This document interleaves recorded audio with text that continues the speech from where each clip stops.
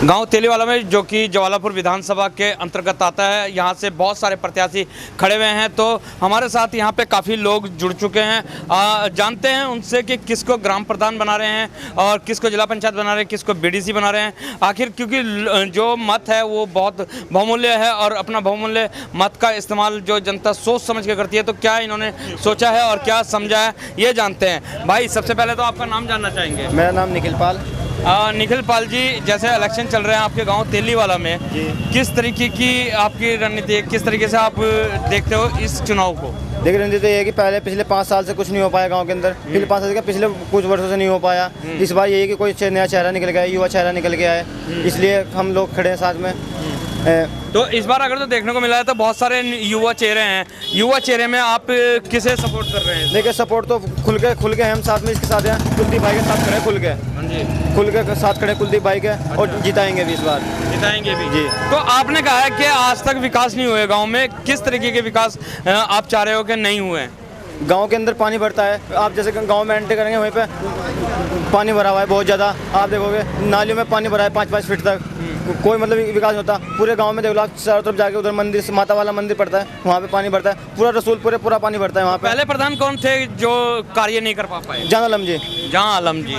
तो आपने सुना पहले के जो प्रधान थे, यहाँ पे जो प्रधान प्रत्याशी थे, कोई भी काम नहीं करवा पाए हैं। युवा हैं जो युवा के साथ है और इन्होंने तो अपना मत चुन लिया। हमारे साथ यहाँ पे बुजुर्ग भी हैं। जी बाबा जी, सबसे पहले तो आपका नाम जानना चाहेंगे। सुरेश कुमार जी, जैसे चुनाव चल रहे हैं, ग्राम पंचायत के भी चल रहे हैं, प्रधानी के भी चल रहे हैं, तो हम प्रधानी की बात करें तो आप क्या किस नज़रिए से देखते हैं इस चुनाव को? नजरिया तो ये है कि जो चेहरा अच्छा हो, मेरा विकास कर सके और शिक्षित भी हो, क्योंकि युवाओं का जो भविष्य है वो शिक्षित जो प्रधान अगर होगा तो वो युवाओं का भी देखेगा और गांव का विकास भी होगा। अच्छा। अगर वो विकास नहीं देखेगा, खाली ऐसे ही खड़े हो जाएंगे अनपढ़ लोग, तो भैया वो क्या विकास कर सकेंगे जी। तो इसीलिए इस बार कुछ नया चेहरा आया जो युवा भी है और शिक्षित भी है, तो वो यहाँ मानते हैं कि अगली बार जो विकास हमारे जो रुके हुए हैं पिछली बार के, तो वो भी आगे हो। यानी कि कहीं ना कहीं जानते हो कि शिक्षित अगर जो होंगे तो योजनाओं को खींच के ला सकते हैं अधिकारियों से। हाँ जी, अगर वो पढ़े लिखे हैं तो योजना का वो लाभ मिलता है हर व्यक्ति को, और वो ला भी सकते हैं। क्योंकि जो वैसे आदमी जो अनपढ़ लोग हैं वो क्या करेंगे, वो तो मतलब हारने के बाद भी कहते हैं, पल्ला झाड़ देंगे कि हम तो हार के बारे में वो योजना नहीं ला सकते। तो इसलिए अगर भविष्य है तो शिक्षित प्रधान के उसमें है। अच्छा, शिक्षित और युवा की अगर जो बात करी जाए तो अभी जितने भी प्रत्याशी हैं ज़्यादातर चेहरे जो हैं युवा नज़र आ रहे हैं और शिक्षित भी हैं। तो आपने क्या मन बनाया है कि कौन से शिक्षित को चुन रहे हैं इसमें से? ये तो सभी को पता करें, शिक्षित तो सबके सामने है। हम तो जो वोट देंगे तो शिक्षित को ही देंगे। शिक्षित को देंगे। हाँ जी। तो बहुत अच्छी बात कही है कि क्योंकि पढ़ाई लिखाई वो शेरनी का दूध है कि जितना पढ़ेगा उतना दहाड़ेगा, एक कहावत कही जाती है। तो इस बार जो हमारे साथ बड़े बुजुर्ग हैं उन्होंने तो मन बना लिया है कि जो शिक्षित लोग हैं उन्हें ही हम चुनेंगे, क्योंकि अगर जो शिक्षित है तो योजना लाएंगे भी। हमारे साथ और भी हैं। जी बाबा जी, क्या नाम है आपका? रहताराम जी, आप बताएं कि किस नज़रिए से देखते हैं इस चुनाव को? चुनाव को जो गांव के अंदर अच्छा काम करेगा, जो समाज में गरीब अमीर की सुनेगा, वही काम आएगा। अच्छा, वही काम आएगा। हाँ, गांव में जो अच्छा काम करेगा, जो गरीब अमीर की सुनेगा, वही काम आएगा। हमारे साथ तो और भी लोग हैं। जी, क्या किस नज़रिए से देख रहे हैं इस चुनाव को? ये है कि एक तो सही आदमी होना चाहिए कि जो है ग्राम समाज की जो भी ज़मीन है उस पे, ताकि गलत नज़र ना हो। तो ग्राम समाज की ज़मीन है वो जो कि तू पहले ग्राम समाज की ज़मीन पे गलत नज़र थी, ऐसे नहीं होनी चाहिए बिल्कुल। बस ये जैसे पुरखों की ज़मीन जैसे है वो ऐसे ही रहनी चाहिए। अच्छा। ताकि किसी का पट्टा हो या कुछ हो, उसे उस जुगा तो रहना चाहिए। ऐसे नहीं कि उसे निरस्त करवा कर अपने कब्जे में करने की कोशिश करे, नीचे को पल्ले के नीचे। तो ऐसा हुआ है क्या कभी? ऐसा हुआ था, बड़ी मुश्किल से बचाया था, बड़ी मुश्किल से बचाया था। तो सुना आपने, वैसे तो घोटाले हर गांव में है, लेकिन यहाँ पे भी घोटाला सामने आया है। जो ग्राम पंचायत की भूमि है उसको 3 करोड़ में बेची थी। हाँ जी। किसने बेची थी? वो तो फिर यही हमारे परिवार के ये शोक सैनी जी। अच्छा, तो प्रधान थे, कौन थे जिन्होंने? प्रधान थे। हाँ, रामदेव को बेची थी। रामदेव को बेची थी। हाँ। तो फिर गाँव वालों ने ऑब्जेक्शन उठाया, तब वो जमीन बचाई है। तो सुना आपने जो पिछली योजना गई, कितने घोटाले यहाँ पे समझ में आए। रामदेव को 3 करोड़ रुपए में ज़मीन बेची गई थी, जबकि उनके रिश्तेदारी है, उन्होंने ये बताया कि 3 करोड़ में ज़मीन बेच दी गई थी। हमारे साथ कुछ और भी लोग हैं, बुद्धिजीवी लोग हैं। जी, आप किस नज़रिए से देखते हैं इस चुनाव को? भाई जी, मैं इसी गांव का निवासी हूँ। मेरा गांव अजमेरीपुर है, इसी का मजरा पड़ता है। अच्छा। अजमेरीपुर। वहाँ कोई कैंडिडेट कुछ भी काम नहीं करता आज तक के जितने प्रधान बने। अच्छा। सब एक का गुरु। तो वहाँ पे भी प्रधानी ये तेली वाले की है? तेली वाले की है, वही है सब। अच्छा। कोई काम नहीं करता। फिर तो सब जाते हैं, उसके बाद कोई नहीं जाता। अच्छा, मतलब वोट मांगने आपके गांव में चले जाते हैं, उसके बाद कोई नहीं जाता? कोई नहीं जाता। अच्छा। बस अब देखते हैं, नया आदमी है, नया लड़का है ये एक हमारा। अच्छा। इसको उम्मीद है। तो नए तो अभी सारे ही हैं, किसी सारे तो हैं, सारे तो एक का गुरु एक है ना। अच्छा। सब एक थैली के हैं। बस इस नए लड़के से उम्मीद है। तो आपने क्या मत बनाया, किसे दे रहे हैं वोट? वोट ही सही देंगे। किसे? कुलदीप को। कुलदीप। चुनाव निशान क्या है इनका? चुनाव निशान इसका किताब।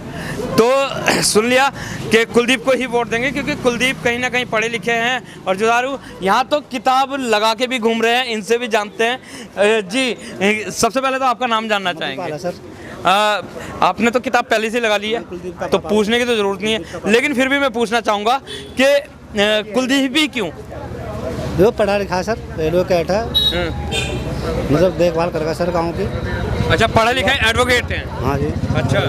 युवा बच्चा, इससे पहले तो जो रहे प्रधान, उन्होंने जैसा करे अपना भुगतान में। अच्छा। तो पहले वाले प्रधानों ने कुछ नहीं करा? बस इससे पहले कुछ नहीं हुआ। सब देखो रास्ते कैसे आपने देखे, रास्ते खराब कर से हो रहे। इधर हमारे गाँव सड़क खेतों में जाते हैं, उधर भी कोई रास्ता नहीं है, कीचड़ भरे है सब। जी।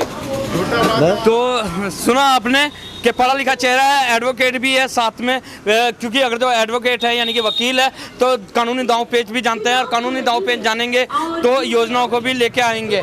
इसके साथ ही हमारे पास और भी लोग हैं। जी, आपका नाम? सोनू कश्यप। सोनू कश्यप। हाँ, सोनू कश्यप जी, क्या देखते हैं इस चुनाव में आप? भाई साहब, चुनाव मेरी भी 32 साल उम्र होगी और मैं अब तक गांव में कोई विकास नहीं देखा, विनाश तो जरूर देखा। लोगों का जो सड़कों का पानी वो बाहर जाता था रोड के, अब क्या होता, जो सड़कों का पानी बरसात का वो लोगों के घरों में जाता। क्योंकि हम जितनी बार भी प्रत्याशी चुनते हैं वो कहीं ना कहीं अशिक्षित चुनते हैं, क्योंकि उन्हें जानकारी नहीं होती कि ग्राम पंचायत के हम कहाँ से काम लाए, क्या नहीं लाए। पटवारी सेक्रेटरी तक सीमित रहते हैं अपनी कमीशन के, उसमें जितना वो बताते हैं उतना वो काम कराते हैं। इस बार हमारे ग्राम पंचायत में बहुत ऐसे चेहरे उतरे हुए हैं। नंबर 1 पे कुलदीप, अपने जो एडवोकेट भी है, शिक्षित है, और शिक्षित ही हमें इसमें चेहरा जाते हैं पंचायत में, क्योंकि गाँव का बहुत विनाश हो चुका है। जो एक राशन कार्ड का 1 दिन का काम होता है, 5 साल जो पुराने प्रधान होते हैं वो चप्पल घिसवा देते हैं उन लोगों की, पेंशन के लिए चप्पल घिसवा देते। तो हमें ऐसा कोई कैंडिडेट नहीं चाहते। इस बार अपना युवा कुलदीप प्रधान है, जो हम उसे चाहते हैं। युवा टीम पूरी बुजुर्ग पूरे गांव का उसके साथ है। युवा की करी जाए सोनू जी, तो गांव में तो और भी युवा हैं और शिक्षित भी हैं। और युवा है, वो उस युवा का क्या है, वो अपने पापा के उससे चुनाव लड़ रहे हैं, तो उनकी आईडी पूरी नहीं है, डॉक्यूमेंट पूरे नहीं है। क्योंकि जब से उत्तराखंड उतना क्या पूरी सरकार ने वो हाई स्कूल का वो निकाला, कोई 8वीं पढ़ाओ, कोई 7वीं, तो किसी ने अपनी वाइफ का लगा रखा, किसी ने बेटी का, किसी का लड़के का। वो तो एक चेहरा होगा। उन युवाओं की भी ऐसी सोच है कि वो लड़ाई दंगे में बुलेट पे 24 घंटे दंगा फसाद में रहते, तो विकास कहाँ कर पाएंगे। तो अपनी ये सोच है, इस पर कोई दाग नहीं है। नंबर 1 पहला कैंडिडेट है पूरे गाँव की पसंद। यानी कि कहने का मतलब है कि प्रधानी के मतलब प्रस्तावक तो कोई और बना है, बाकी में प्रधान कोई और रहे। हाँ, ऐसे ही आप देखिए कई बार उनके पर्चे कैंसिल हुए हैं। डॉक्यूमेंट उनके नाम खुद का है और डॉक्यूमेंट किसी और के। इस बंदे के खुद के डॉक्यूमेंट पहली बार में 5 मिनट में पर्चा अपना पास हुआ है। अच्छा, ये आप 32 साल से बता रहे हैं, 32 साल से रह रहे हैं, एक ज़मीन का मामला निकल के आया है, क्या पूरा मामला था वो? पूरा मामला तो बताने में पूरी रात चल जाएगी, मगर ये जो भी कैंडिडेट बनता है अपनी ग्राम सभा की 600 बीघे ज़मीन है, वो लगभग हर बार जो भी कोई प्रधान बनता है और अपना एक संस्था उसके द्वारा वो उन्हें निःशुल्क दी जाती है। मतलब एक संस्था होती है, संस्था को एक बार बोलना पड़ेगा मैं ग्राम पंचायत प्रधान हूँ और मैं या इस संस्था को ज़मीन देता हूँ। इतना बुरा हाल हो चुका, जो ग्राम के अपने पंचायत के पट्टे थे लोगों को, गरीब लोगों को दे रखे थे करने के लिए, वो भी उनसे छीन लिए गए। कहीं ना कहीं कुछ ना कुछ रूपरेखा तैयार कर गया। आगे भी जो कैंडिडेट है और लोग, वो उनकी भी रूपरेखा वही पूरी तैयार है और वही पार्टी उन पर पैसा लगा रही है, दारू पिला रही है। छोटे छोटे बच्चों की क्या वोट है, 10 साल के वर्ष वालों की, उन्हें भी पोवा देकर घर भेजा जा रहा है। हम एक पहले कैंडिडेट ऐसे जो चाहे ठंडे पर चुनाव लड़ रहे, कोई हमारे पास ना तो दारू ना हम दारू किसी को पिला रहे, और आज भी नंबर 1 पर चुनाव हमारा। जी, तो सुना आपने, जहां जो आज के चुनाव रह गए हैं वो शराब में रह गए हैं और खाने पीने में रह गए हैं, लेकिन यहाँ पे शराब बिल्कुल भी नहीं है। सोनू जी, एक बात और जानना चाहेंगे, आपने 600 बीघे ज़मीन की बात करी है ग्राम पंचायत की, अगर जो ग्राम पंचायत की 600 बीघे ज़मीन है और आपके कैंडिडेट जो आपने बताया कि कुलदीप है, तो किस तरीके से चाहेंगे कि कुलदीप जी उन 600 बीघे ज़मीन का उपयोग करें? उपयोग की तो विषय ऐसा है, पहले भी इस पर लड़ाई हुई है, हमारे बड़े बुजुर्गों ने उस लड़ाई में योगदान दिया है, बहुत ज़्यादा अपने पैसे लगाए हैं, अपना समय लगाया, तो ज़मीन जब जाकर तक या बची थी, कुछ उसमें तो लोगों ने बेच दी थी।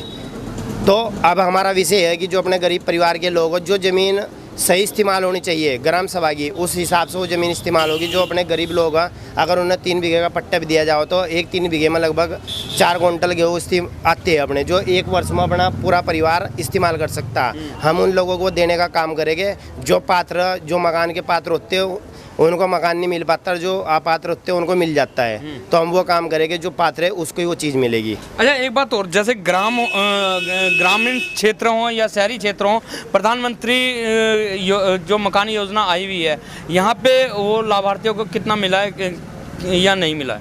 ऐसा है, जो लाभार्थी होता है, जो बेचारा गरीब लोग होते हैं, जिन पर अपना कुछ का रोजगार नहीं होता, जिनकी खुद की छत नहीं होती है, उन लोगों से 10-10 हज़ार रुपये ले जाते हैं मकान से, और वो 5 साल उनकी चप्पल घिस देते हैं, मकान उन्हें नहीं मिल पाता। मकान मिल पाता है नेताओं को, या नेताओं की साठगांठ वालों को, जिसका पहले से ऑलरेडी वो तैयार है मकान, तो सही पात्र वालों को नहीं मिल पाता। मगर जैसे अब नियम सरकार ने निकाला कि हम पहले 12 मकान देंगे, सेलेक्ट करेंगे, उसके बाद जो पात्र होगा उसका ही सेलेक्ट होगा, वो मकान आएगा, 12 पूरे तैयार हो गए, उसके बाद दोबारा नेक्स्ट 12 तैयार हो गए। इस तरीके से मुझे उनकी योजना बहुत अच्छी लगी, और हमारे गांव में लगभग उसी योजना से मकान कुछ परिवारों को मिला भी, जो आज खुश है वो लोग। जी, तो आप किस नज़रिए से देखते हैं, और शौचालय योजना जो ग्राम में आई थी, इसमें कितनी मिली है पहले? तो सबसे पहले तो मैं राही न्यूज़ चैनल को धन्यवाद करना चाहूँगा कि आपने इस गांव में आके लोगों का मत लेना चाहा कि चुनाव को आप किस नज़रिए से देखते हैं। तो वैसे तो मैं प्रत्याशी का भाई हूँ, कुलदीप मेरा सगा भाई है, लेकिन मैं यहाँ पर एक भाई के तौर पे बात नहीं करना चाहूँगा, मैं एक गांव के निवासी के तौर पे बात करना चाहूँगा। तो आज जितने भी गांव में कैंडिडेट हैं जो प्रधान का चुनाव लड़ रहे हैं, अगर आप उन्हीं सभी कैंडिडेट्स को एक लाइन में खड़ा करके सबसे योग्य व्यक्ति को चुनाव करना चाहेंगे, तो नो डाउट पहले नंबर पे कुलदीप ही उसमें सबसे योग्य व्यक्ति चुना जाने वाला है। तो बहुत सारे कैंडिडेट हैं जो ये चाहते हैं कि हर कैंडिडेट चाहता है कि वो जीत के। किस तरीके से योग्य हैं कुलदीप जी? अगर उनकी योग्यता की बात की जाए तो देखिए, चूंकि हमने एक ग्राम प्रधान को चुनना है, तो ग्राम प्रधान कैसा होना चाहिए? ग्राम प्रधान ऐसा होना चाहिए जो सामाजिक समरसता का भाव सबके साथ रख के चलता हो। तो आज कुलदीप की सामाजिक समरसता ऐसी है कि वो समाज के सभी वर्ग के साथ खड़ा रहता है दिन रात। उसने ऐसे बहुत से कार्य बिना प्रधान बने हुए किए हैं जो कि कार्य पहले पूर्व के प्रधान को करने चाहिए थे। तो सभी समाज के सभी साथियों के साथ उसकी दिन रात खड़ा रहना ये दर्शाता है कि उसके अंदर सामाजिक सेवा करने की भावना है, वो सबको साथ लेके चलना चाहता है, सबका विकास चाहता है। और चूँकि अभी एक युवा है और एक एडवोकेट भी है, तो आने वाले समय में सरकारी योजनाओं का लाभ कैसे अपने गाँव को ज़्यादा से ज़्यादा दिलाया जा सकता है, इसमें मैं समझता हूँ कि सबसे ज़्यादा लायक वो व्यक्ति कैंडिडेट है। अच्छा, एक पर्सनल सवाल, आप कुलदीप से छोटे हैं या बड़े हैं? बड़े भाई हैं। अधिकतर देखा गया है कि युवा जब राजनीति के अंदर घुसता है तो माँ बाप बहुत ज़्यादा गुस्सा करते हैं, बड़े भाई बहुत ज़्यादा गुस्सा करते हैं, लेकिन यहाँ पे तो कुलदीप ने राजनीति को ही बदल दिया। क्या आप क्या परिवेश देना चाहेंगे कि उन्हें मना करा है या नहीं करा है, या उनकी ज़बरदस्ती है कि वो राजनीति में गए? नहीं, एक्चुअली मेरा शुरुआती भाव तो यही था कि राजनीति में ना उतरा जाए। मेरा उसका शुरुआती सजेशन तो यही था, क्योंकि जितना आप साफ छवि सामाजिक कार्यकर्ता के रूप में अपनी रख सकते हो, मुझे ऐसा लगता है कि राजनीति में आने के बाद उतनी साफ छवि रख पाना शायद थोड़ा मुश्किल है, क्योंकि सबको खुश कर पाना राजनीति में आने के बाद काफ़ी मुश्किल होता है। मगर चूँकि उसका अंदर दृढ़ लक्ष्य है, दृढ़ निष्ठा है, और वो वास्तव में ऐसा उसकी भावना लगती है कि वो गांव की सेवा करना चाहता है, तो उसने निडर होते हुए ये साहस दिखाया कि नहीं, मुझे इसमें प्रवेश करना ही है। तो फिर हम उसके साथ हैं, सभी गाँव, सभी परिवार के लोग। जी, अभी सारे परिवार के हैं, ना तो मम्मी रोक रही है ना पापा रोक रहे हैं। और कैसा लग रहा है कि जो कुलदीप को इतने कम समय में इतने पूरे गांव का जो समर्थन मिल रहा है, आपको कैसा लग रहा है? देखिए, ये जो समर्थन है ये कहीं ना कहीं ये दर्शाता है कि उसने वास्तव में लोगों के दिलों में अपनी पहले से जगह बनाई है, उसने वास्तव में लोगों के लिए काम किया है। चुनाव के परिणाम क्या होंगे वो तो आने वाले समय में आपको पता ही लगेगा, लेकिन अगर एक गाँव, मैं सभी गाँववासियों से अपील करना चाहूँगा, अगर आप थोड़ा सा अपने व्यक्तिगत स्वार्थ से ऊपर उठ के इस गांव का विकास के बारे में सोचते हैं तो इस बार ये मौका कुलदीप को ज़रूर देना चाहिए, क्योंकि वो इस गांव को स्मैक फ्री, उसने एक मिशन लिया है कि हम अपने गांव को स्मैक फ्री बनाएं। तो इस गांव में ऐसे बहुत से युवा हैं जो स्मैक के चंगुल में आ चुके हैं, जो पंजाब पूरा आज नशे की वजह से पूरा ख़राब हो चुका है, वो नशा आज हमारे गांव में भी पहुंच चुका है। तो उसका एक ये कि हम जब प्रधान बन के आएंगे तो हम अपने गाँव को स्मैक फ्री बनाएंगे। और ऐसी बहुत सी योजनाएँ हैं जो वो इस गाँव में लेकर आना चाहता है, इसको आदर्श गाँव बनाना चाहता है, इस गाँव में एक 12th का स्कूल लेके आना चाहता है लड़कियों के लिए। तो ऐसी योजनाओं के बारे में कोई दूसरा प्रधान के पास रोड मैप ही नहीं है कि उसको प्रधान बनने के बाद करना क्या है। तो ये रोड मैप दूसरे लोगों के पास है ही नहीं। दूसरे लोगों को प्रधान बनने के बाद वही करना है जो यानी कि कहीं ना कहीं शिक्षा का फायदा मिल रहा है, शिक्षा का फायदा मिल रहा है, एक विजन है, एक सोच है, एक दूरदर्शिता है जो कि मुझे कुलदीप में नज़र आती है। इसलिए सबसे लायक कैंडिडेट मैं उसी को रोकता हूँ। और बिना भाई का पक्ष लिए सभी गाँव वालों से एक अपील करना चाहता हूँ, योग्य कैंडिडेट को आप अपना, जाति बिरादरी से ऊपर उठ के योग्य कैंडिडेट, क्योंकि जीत के कोई भी आए उसको काम सब गाँववासी के लिए ही करना होता है। तो वहाँ फिर जाति बिरादरी नहीं रहती। जब कोई व्यक्ति किसी पद पे पहुँच जाता है, चाहे वो प्रधान हो, चाहे वो जिला पंचायत हो, चाहे वो देश का राष्ट्रपति हो, प्रधानमंत्री हो, फिर वो सबके लिए है। तो उसी प्रकार जब तक चुना नहीं जाता तब तक हम जाति बिरादरी में बटे हुए होते हैं, और जैसे ही कोई व्यक्ति चुन जाता है तब जाति बिरादरी खत्म हो जाती है। फिर हमें सबको एक सब समाज का साथ देना होता है। तो मैं उसी लिए कहना चाहता हूँ कि जाति बिरादरी को साइड रखते हुए इस बार आप कुलदीप को अपना मत दें, उसको जिताएं और उसको एक सेवा का मौका दें, और इस गाँव को अग्रसर आप बढ़ते हुए देखेंगे, मुझे पूरी ऐसी उम्मीद है। जी, तो सुना आपने अभी किसकी होती है हार, किसकी होती है जीत, ये तो अभी भविष्य के गर्भ में छुपा हुआ है, लेकिन कहीं ना कहीं योग्य व्यक्ति जो है कुलदीप इस गांव में नज़र आ रहे हैं। और इसके साथ हमारे साथ कुछ और भी लोग हैं। बाबा जी, हाँ जी, क्या कह रहे हैं आप, किसे वोट देंगे? वोट हाँ। जिसके कर्म का होगा, जिसके कर्म का होगा, बता देकर जिसके नहीं बहम करना चाहिए। हाँ, उसी टाइम करना चाहिए। ये भी बहुत अच्छी बात कही बाबा ने। यहाँ पे और भी हैं। भाई जी, आप युवा हैं, किस तरीके से देखते हैं चुनाव को? चुनाव को देखने देगा, हमें शिक्षित प्रधान चाहिए, जो शिक्षित हमारे यहाँ कुलदीप जी हैं। अच्छा, तो शिक्षित प्रधान चाहिए, यानी कि यहाँ पे बड़े हों या छोटे हों, सबका कहना है कि हमें शिक्षित प्रधान चाहिए। और शिक्षित प्रधान के रूप में ये कुलदीप को देख रहे हैं। बाकी अभी बताया नहीं जा सकता कि किसकी हार होगी, किसकी जीत होगी, लेकिन अगर जो योग्य प्रधान लेना है तो हम भी यही कहेंगे कि अगर जो शिक्षित व्यक्ति होगा तो वो आपके गांव का विकास कर पाएगा, आपके क्षेत्र का विकास कर पाएगा। और आपके गांव की, आपके क्षेत्र का विकास होगा तो कहीं ना कहीं आपके ज़िले का विकास होगा, ज़िले का विकास होगा, प्रदेश का विकास होगा, प्रदेश का विकास होगा तो पूरे देश का विकास होगा। तो आपका मत है, सोच समझ के करिए, सही फैसला लेके, सही निर्णय लेके अपना मत करिए। तब धन्यवाद।